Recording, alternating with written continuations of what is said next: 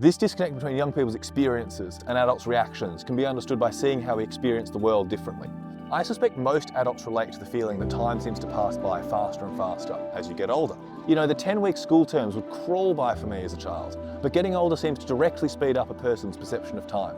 Each new year is a smaller portion of our lives, so a year feels like a mountain to climb for a 14-year-old, but it's just another opportunity for a 28-year-old. 1 year is twice as long for someone half as old.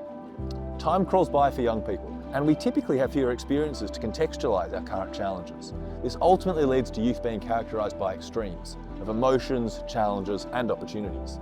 Adults seem to have already made it through every worst day of their lives so far. As we get older, horizons open up, and these concerns can seem smaller, but it's important to see the reasons for young people's feelings. As a youth worker, you probably have control over the things that matter to you. We, as young people, typically don't. Every day, young people have big decisions about their current lives and futures made for them by the adults around them. Even with the best interests for the young person, the decisions made for them may not align with their wants and priorities. This takes away from our autonomy and independence. Young people and adults see and experience the world differently. With different challenges and different contexts, it can be hard to put ourselves in each other's shoes.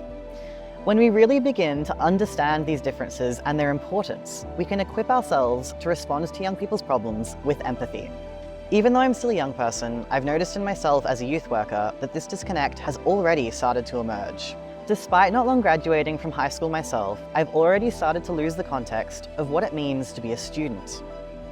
I find myself dismissing their feelings when I'm actually trying to provide comfort. I would think things like, oh, this isn't a big deal if they fail, it's only one assessment.